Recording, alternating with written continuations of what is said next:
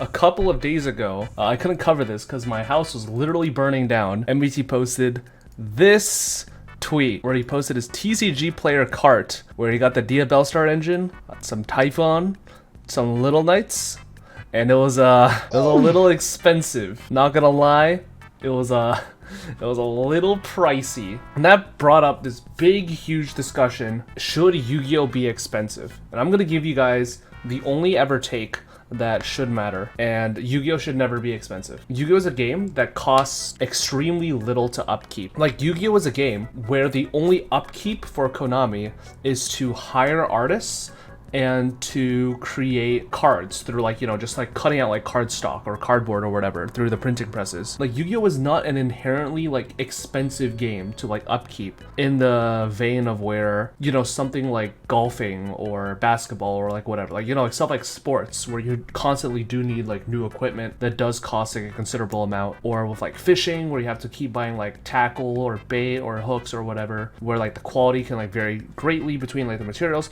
Yu-Gi-Oh has like one set material and it literally costs them like pennies to upkeep this game. But right now we're in this weird period where Yu-Gi-Oh will go through like ups and downs of like its price spikes. Like, obviously, like the cheapest Yu-Gi-Oh has ever been for like the competitive player, in my opinion, was probably like the release of like the 2019 Megatons with like Thunder Dragon and Orcus, where like every single deck was literally under $100. And the most expensive that Yu-Gi-Oh ever was is obviously, you know, when decks hit like $3,000 of shit like Teledad. But like right now we're like kind of approaching that era. We're like at the base of that hill. I mean, the fact that like these engines cost so much, even though these are, you know, around like pre-sale prices, not even just like archetypal stuff like the Bellstar engine. Like, even now we're starting to reach like a fever pitch of like where staples are even reaching extremely high secondhand market prices. Like Triple Tactics Thrust is like $90. If you want to get like a playset of Prosperity, that's probably gonna cost you like $90 to $100. Damn, this shit tanked. Oh my god, this was $50 a copy back then? Bro, that reprint announcement fucking slaughtered it. Like, there's no real reason why these cards should even be like breaking like the $5 to $10 mark. Because for most people, even for extreme like in-demand low rarity cards, like those cards have very rarely ever broken like a $5 to $10 mark, unless it is exactly an extremely limited card, like something like Volcanic Scattershot when it was being played in like Tier Limit or whatever. That is like an example of when like a card kind of like, you know, of when a low rarity card actually does kind of justify, in large quotations, its like price tag. But that's mainly just because of an extreme shortage of supply, as well as like extremely high demand for like a very short period of time. But there were a lot of haters. There were a lot of haters who were like, you know what? I think Yu-Gi-Oh should be expensive. Even though if we just looked at the OCG pricing structure, where every single card is printed at a low and extremely high rarity in order to appease both budget competitive players and collectors alike. But anyways, I think we should gatekeep new players even more, Giga Chad. If you run defense for the price of this game, then I'm questioning a lot of your personal beliefs outside of just Yu-Gi-Oh. 1,000 fucking likes. Peeps, my greatest warrior. I'll run defense. No one said hobbies and luxury items should be cheap.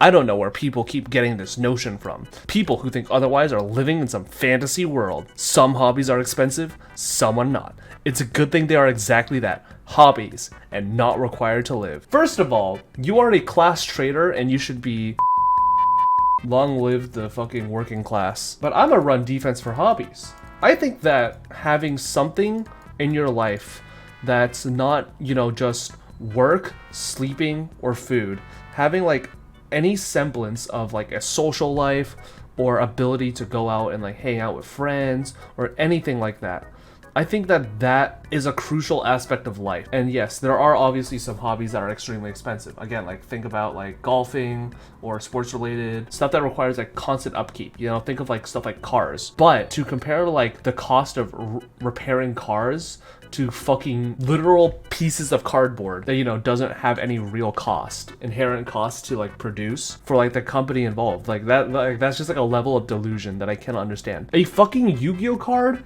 is not a luxury good in like the same way like maybe like an expensive like handbag might be, or like, you know, a new fucking engine for a car or anything like that. Like, it just doesn't make sense to try and conflate one to the other. At least the car, if you repair it or upkeep it, you can likely get your money's worth back compared to Yu-Gi-Oh, where the tertiary market can swing the prices of cards. Exactly. Like, if you want to look at like luxury goods as an investment, like Yu-Gi-Oh even like sucks in that regards for like 99% of things. Like, if you want to think of like a Rolex over time will appreciate in value because, you know, it's a fucking Rolex. But if you look at like, you know, like any single fucking card on TCG Player, like just look at like Pot of Prosperity, where one reprint can permanently like destroy the value of the card's like secondary cost overnight, or the value of it. So it even fails in that regard at being like a luxury good. Well, let me know if you see a luxury item, because I'm looking at a cardboard, not a Stradivarius. And he pulls up the definition of luxury: a material object, service conducive to sumptuous living,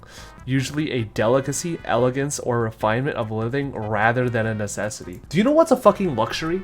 Do you want to know what can technically be considered a luxury? Food. Meat. If you want to conflate the idea of like, you know, shitty fucking cardboard, which costs like so little to fucking produce and whatever, to a luxury good, then like why not just fucking brand everything in your life a luxury? You don't need shoes technically, like you technically don't need clothes. Like most, like why are you eating a burrito, or like why are you eating like a nice, you know, dinner with your friends when you could be at home like sitting in the dark, no heat, no fucking electricity, when you could just be eating like rice, beans, and like tofu for like the rest of your life? Like, is eating food now a hobby? Is eating food now a luxury? Like, it just doesn't, like I think like, you know, a lot of fucking, you know, secondary market Andes who like really want to treat Yu-Gi-Oh as an investment, you know, really try and defend and bat for this point, when in like reality it's just like, all right, you want to call like a piece of cardboard a luxury, then sure, then your fucking shoes are a luxury, give them to me. Like, you're not allowed to complain about the price of gas anymore because having a car is a luxury. Like, the bar just keeps getting lower and lower and lower, and I think it just like setting the bar this low is just like a really dumb and reductive thing to try and argue for. Going 3-2 at locals is not sumptuous living. Pokemon TCG, hobbies should cost money, not $1,000, $300 for a complete deck max. You can build a deck for under $300. Just because it isn't the deck you might want is another story. Again, luxury. You should be able to play any single deck in Yu-Gi-Oh for like $100 to $200. I think that like Yu-Gi-Oh should be fucking socialized and distributed back to the fucking people. Like, this is a game that has zero fucking upkeep in like real material costs. Like, it's fucking cardboard. It's like cardboard and like tin foil at the end of the day. This is why I deleted my Twitter account. Yeah, fucking Twitter's a fucking cesspool where people shit out the dumbest takes. And like Jeff Jones literally got so mad that everyone was dunking on him that he turned off fucking every single comment and quote retweet and was like, you know what, fuck it, I'm doing my podcast, bye bye. Oh, and this is the funny part: do you think this game would be better if the game was cheaper? No. I should just like sum up everything for you guys. Do you think this game should be more affordable? No, I fucking hate the pores, because I don't think it's as black as white as that. Many people make it out to be, and hopefully I can address that. A huge issue is also people like to complain about how expensive things are. This shows Konami that what they do works, so why change? So first of all, it is kind of black and white, because when you look at the fucking OCG, the OCG has a massive thriving fucking, you know, TCG market, and is easily the biggest fucking nation in the world when it comes to trading card game audiences. And the OCG has both mass available, low rarity, cheap cards at an affordable price. And the second thing he comes out where it's just like, so like people are buying, so like they're not helping the issue. It's literally this fucking image. It's literally this fucking image. Like, ideally things could change, but do you sincerely expect the vast majority of players to just immediately stop playing Yu-Gi-Oh, or to picket line outside of Konami offices? Like, this is like a completely inelastic good where there is no substitute for Yu-Gi-Oh cards. You can't fucking make proxies about it. Like, you either play Yu-Gi-Oh online exclusively, or you just can't play Yu-Gi-Oh like in person. If you're someone who can't afford like the $300 to $500 it costs to afford a deck like out of nowhere, or like the $1,000 to like $1,500 if you're building a deck from scratch in an expensive format like right now. Like, it's a stupid fucking argument to say like, oh well, like people are buying cards, so unlucky. But yeah, ultimately I think that Yu-Gi-Oh should be an extremely cheap hobby. I think that the TCG should follow the OCG structure.